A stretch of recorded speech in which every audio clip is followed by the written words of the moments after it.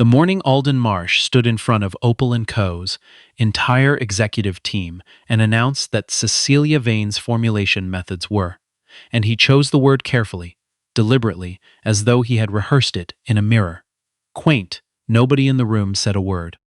He said it, standing at the head of the glass-walled conference room on the 14th floor of the Opal Tower in downtown Chicago, in a suit that cost more than most people's monthly rent, in front of a PowerPoint slide that read "Scaling for the Future" in sans serif font, above a chart showing projected manufacturing costs dropping by 38%. He said it with the mild, tolerant smile of a man who believed he was doing everyone a favor by delivering an uncomfortable truth. Cecelia sat 3 seats to his left. She had built this company from nothing, from a folding table at a South Side flea market, from a plastic tub of homemade moisturizer.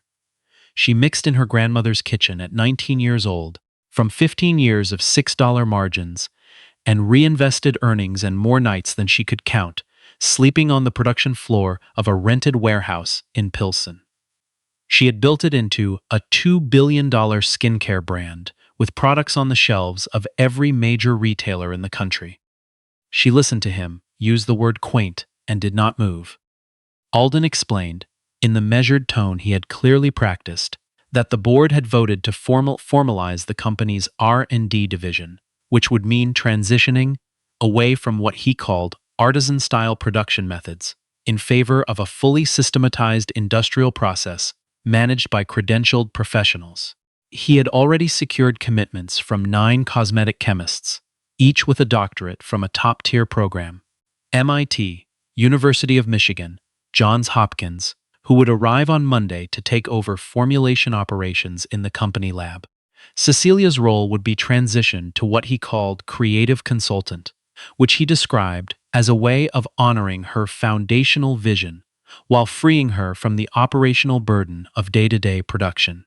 Her handwritten formula journals, 3 decades of notes, observations, and adjustments, hundreds of pages of small looping handwriting in black ink, would be digitized, archived, and used as reference material for the incoming team. He said all of this without looking directly at her for more than a few seconds at a time. The room was so quiet that someone could hear the ventilation system cycling on above the drop ceiling. 17 people sat around that table, and not a single one of them spoke. Several of the younger staffers kept their eyes on their laptops or the notepads in front of them. Cecilia's head of product development, a woman who had worked alongside her for 11 years, glanced briefly at Cecelia and then looked away, because the expression on Cecilia's face was difficult to interpret, and somehow more unsettling than anger would have been. Cecelia uncapped the pen she was holding, set it back down. Then she folded her hands on the table and asked Alden one question in a voice completely level: whether the 9 chemists he had hired had ever formulated a product using raw materials by hand, without instrumentation, before it was scaled. He told her kindly that they had no need to. Their equipment was the finest available in the industry. She nodded once, slowly, as though she had already known his answer before she asked. Then she stood, gathered her notebook, thanked the room, and walked out through the glass doors without rushing or looking back. Her footsteps were quiet on the polished floor. The elevator opened immediately when she pressed the button. She rode it down to the lobby, crossed the marble atrium she had commissioned herself 8 years earlier, pushed through the revolving door, and walked out into the gray Chicago morning. The building felt different the moment she was gone from it, though no one inside could have explained exactly why.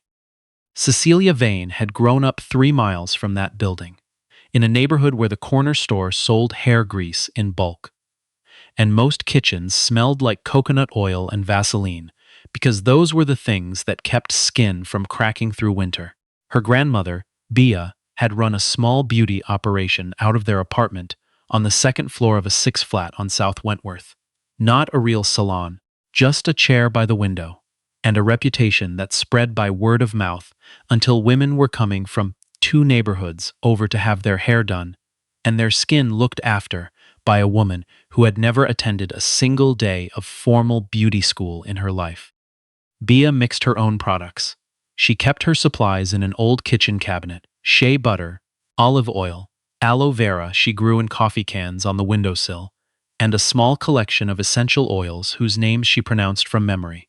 She had no chemistry degree, no laboratory, no reference texts. She had decades of attention.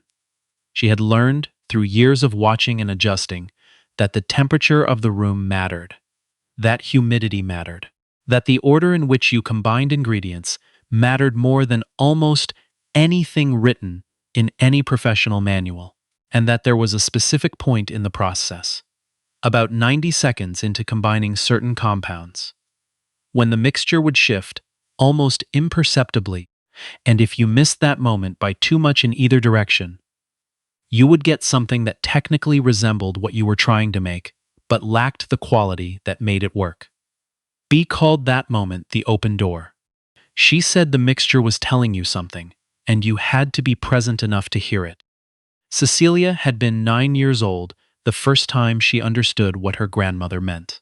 She had been sitting on an overturned crate watching Bia mix a batch of face cream when something changed in the texture of the bowl, and B's hand shifted.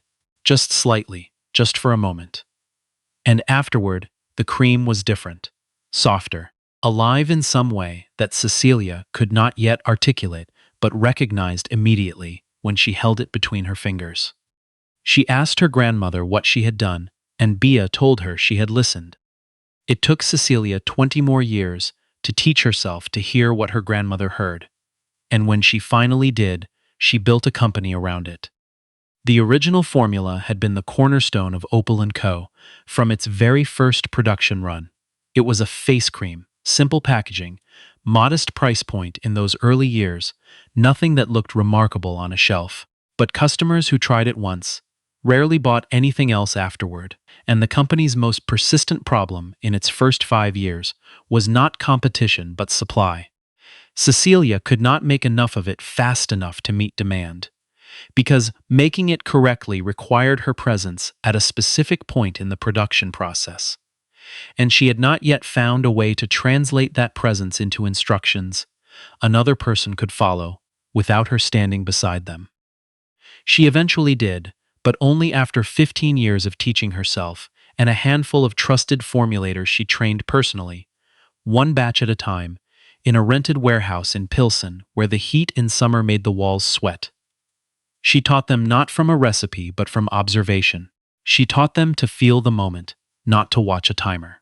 She filled 3 decades of notebooks with descriptions of what that moment looked like, smelled like, felt like. Notes so specific they read more like poetry than chemistry, because no precise scientific language existed for what she was trying to describe. Those were the notebooks Alden Marsh had just declared archived. The 9 chemists arrived on a Monday in matching lab coats with the Opal logo embroidered on the chest. They were brilliant people, credentialed, thorough, methodical, and deeply confident. Their equipment was exceptional. They ran every analysis available on the existing product: gas chromatography, high-performance liquid chromatography, electron microscopy on the emulsion structure. They broke the formula down to its molecular components, mapped every ingredient's interaction, and built a digital model of the production process, precise to the fraction of a degree and the tenth of a second. By every measurable standard, they understood exactly what the product was. They began production runs the following week. The first batch came out wrong. Not wrong in any way the instruments could isolate. The chemical composition was within statistical tolerance of the original. But something was off in the texture. Slightly too firm. The product felt different on skin, and anyone who had used the original could feel it immediately, even if they could not name what had changed. They adjusted their process and ran a second batch. Still wrong. Slightly different from the first batch, but still missing whatever quality the original possessed. They recalibrated, tested again, argued among themselves about temperature curves and pH gradients and emulsification speed. The third batch was closer. The fourth was further away again. By the fifth, 2 of the senior chemists had stopped sleeping properly, and the junior members of the team had begun quietly blaming each other in the hallways for a problem none of them could locate in any dataset.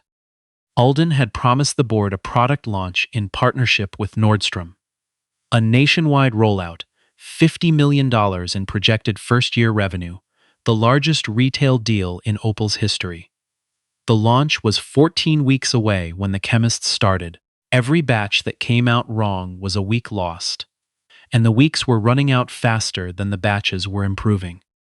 He began holding morning meetings in the lab itself, standing over the chemist's shoulders and asking questions he did not have the background to understand the answers to, then sending clipped messages through his assistant demanding updates every few hours.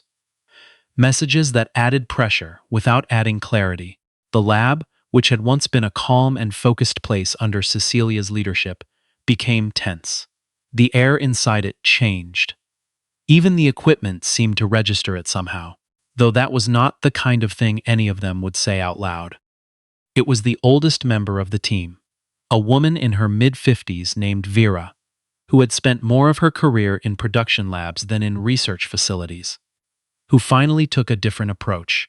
She had watched the others chase solutions in their computers and equipment logs for 3 weeks, and she had begun to feel, quietly and persistently, that they were looking in the wrong places. Late one evening, long after the rest of the team had left, she asked the lab archivist for access to the digitized versions of Cecelia's original notebooks.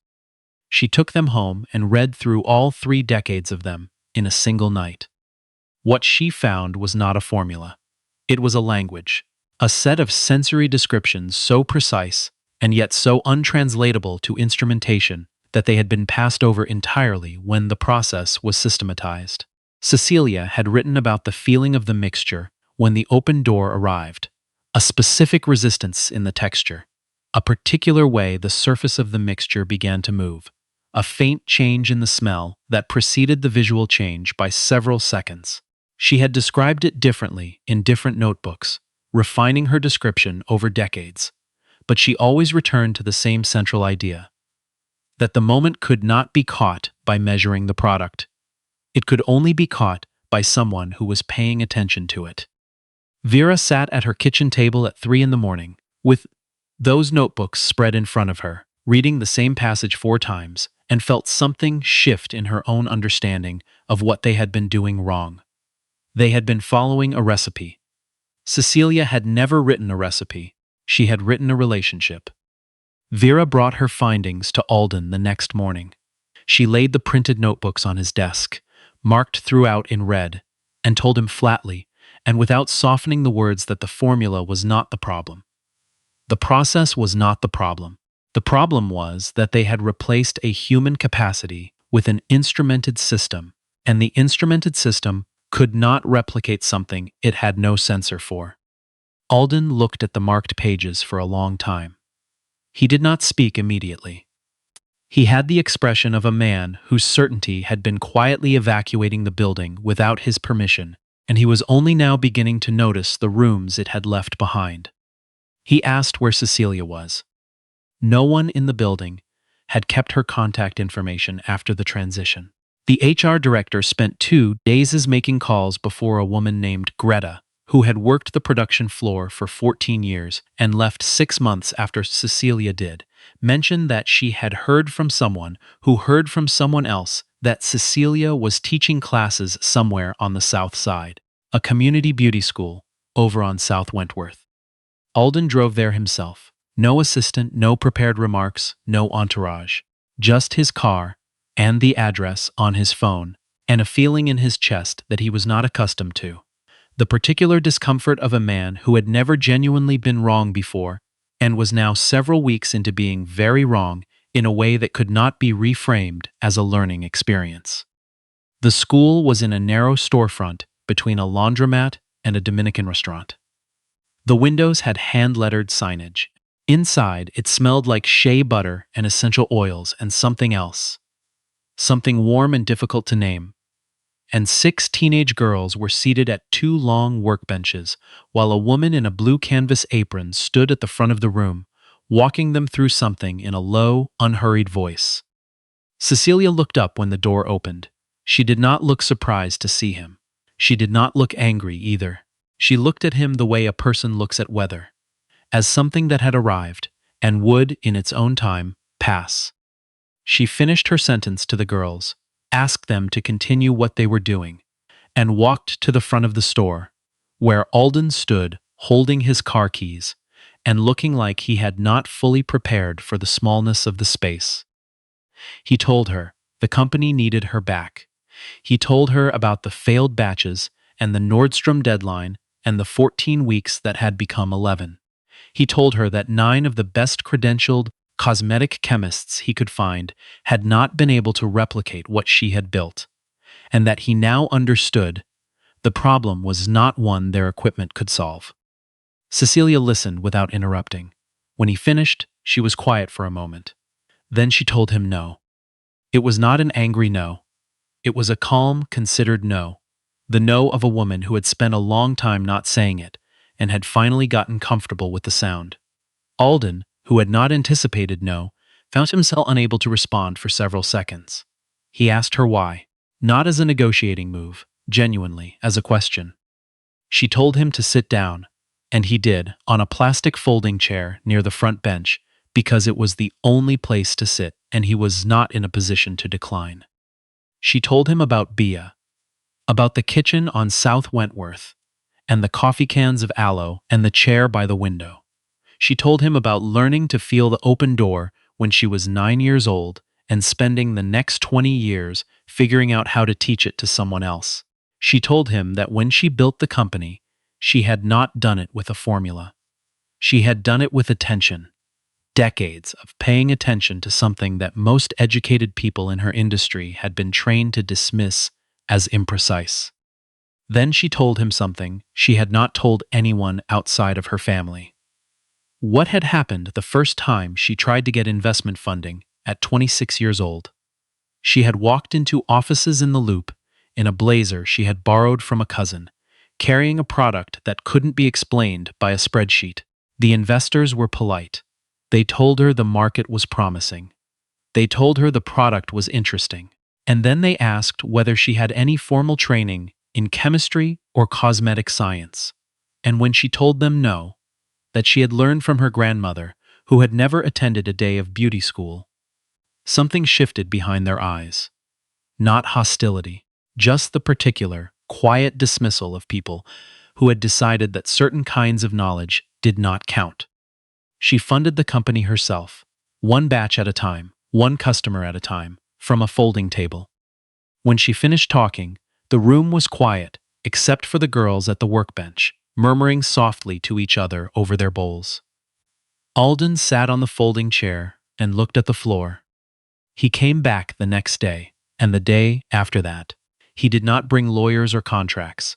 He brought questions, genuine ones, the kind a person asks when they have stopped trying to look like they know the answer.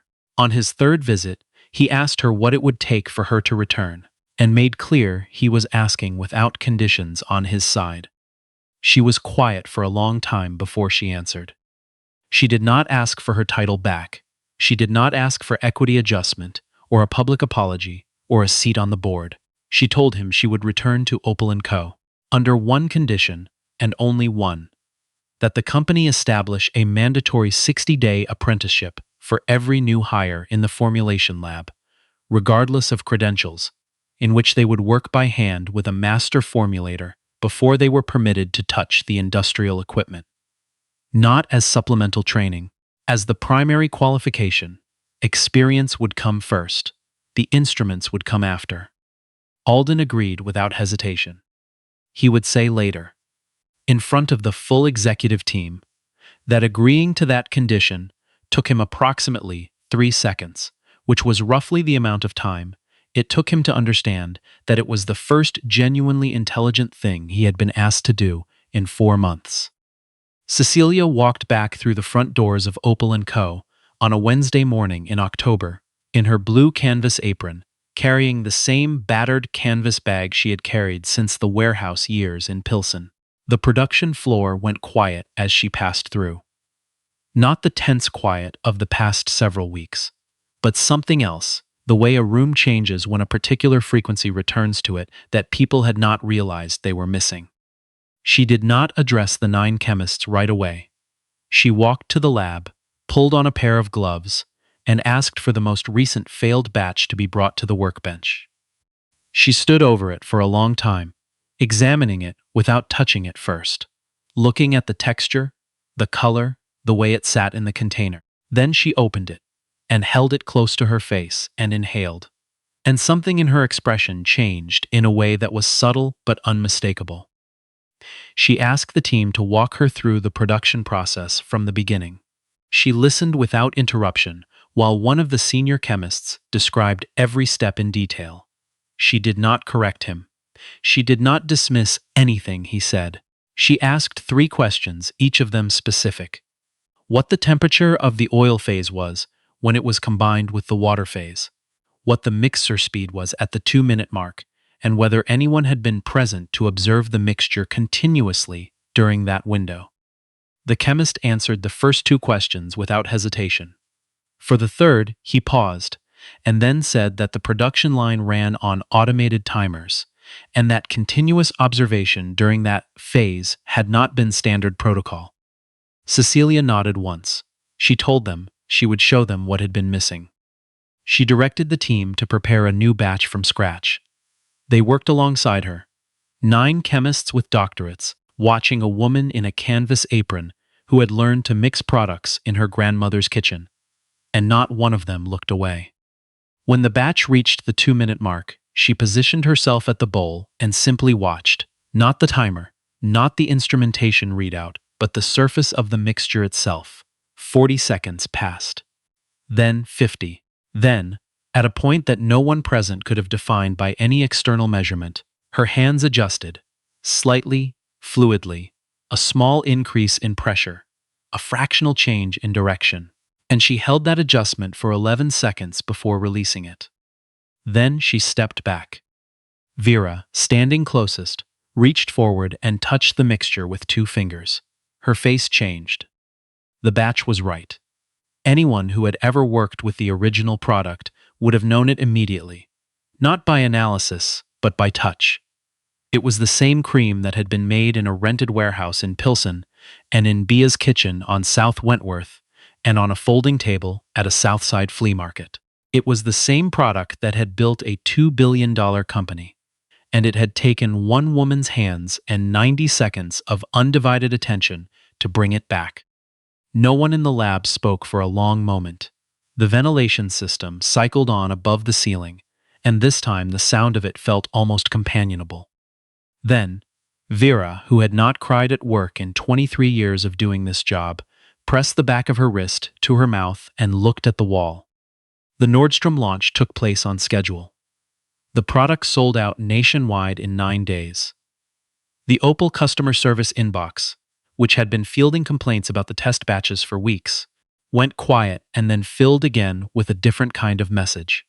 People writing in to say the product was back, the real one, the one that had worked, the one they had been waiting for. Alden stood at the edge of the production floor on launch day and watched the operation run. He had arrived early that morning and he stayed late, not because he needed to oversee anything, but because something was happening on that floor that he had not seen in months. The chemists and the senior formulators were working side by side, talking, pointing at things, exchanging notebooks. Someone laughed about something near the mixing station. The quality of the noise in the room was different from anything it had been since he arrived. He said nothing to Cecelia directly that day. There was nothing he could say that the running production line did not say better. At the all-staff meeting he called the following week, he stood at the front of the room without notes and said several things he did not soften. He said he had evaluated human expertise by the credentials attached to it rather than by what it had actually produced. He said he had dismissed 30 years of documented results because they were recorded in handwriting rather than in a database. He said he had nearly destroyed the foundational product of a $2 billion company because he had been unwilling to spend 15 minutes asking the company's founder a single substantive question before making his decision. He did not reach for any explanation that might have made him sound less wrong. He stood in front of 200 people and was wrong out loud without qualification, which was the most useful thing he had done since arriving. The 9 chemists, rather than nursing the sting of having been outperformed, did something that surprised everyone, including themselves. They asked Cecelia to teach them, not her recipe, her language, what the open door felt like, what Bia had meant by listening to the cream. They began the apprenticeship program before it was formally launched, simply because Vera had already started asking questions, and the others had followed her into the conversation. Within 6 months, the formulation lab was a different place. Chemists who had spent their careers reading instruments were learning to trust what their hands could tell them. And they were cross-referencing that information with their instruments in ways that produced a quality of output neither approach alone could have generated.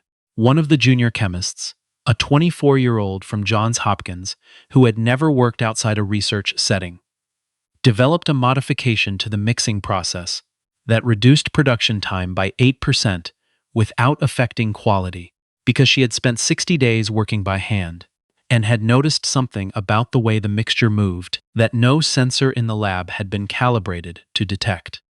Opal Co. filed a patent on the modification the following quarter. Cecelia accepted a new title, Director of Formulation Arts, a position created specifically around the body of work she had been quietly performing without formal recognition for the entirety of her adult life. She accepted it not because the title mattered to her personally, but because the recommendation had come in the form of a letter signed by every formulator and chemist across the company, and because the girl who had once sat on an overturned crate watching her grandmother work had grown up knowing that certain things, once acknowledged publicly, carried a weight worth holding. Her original notebooks were framed and mounted in the lobby of the Opal Tower, in the marble atrium she had commissioned herself. Not digitized, not archived, exactly as she had written them, looping, black ink, water-stained corners, margin notes, and crossed-out passages and small, precise diagrams drawn from memory. The placard beneath them said nothing about credentials or degrees. It said what she had always known, built from attention, passed down by hand. Most mornings, she still went to the community school on South Wentworth before coming into the tower. She would arrive early, before the girls got there, and set up the workbenches, and when they filed in, she would do what Bia had done. Stand at the front of the room and teach them to listen, to feel the open door, to understand that the knowledge in their hands was real and consequential and worth building a life around. The equipment behind her could measure most of what they were learning, but it could not measure all of it. And that, she told each new group on the first morning, was not a failure of the equipment. It was simply the reminder that some things still required a person to be present, paying attention, willing to feel what the instruments could not. Somewhere on the 14th floor of the building she had built, Alden Marsh kept a single printed page from her earliest notebook on the corner of his desk. He could not have explained exactly why, except that it reminded him of something he had needed to be taught more than once before it finally stuck. That the most important expertise in a room is rarely announced, rarely credentialed, and almost always the last thing a certain kind of certainty thinks to ask about. He was still learning, but he had finally genuinely started.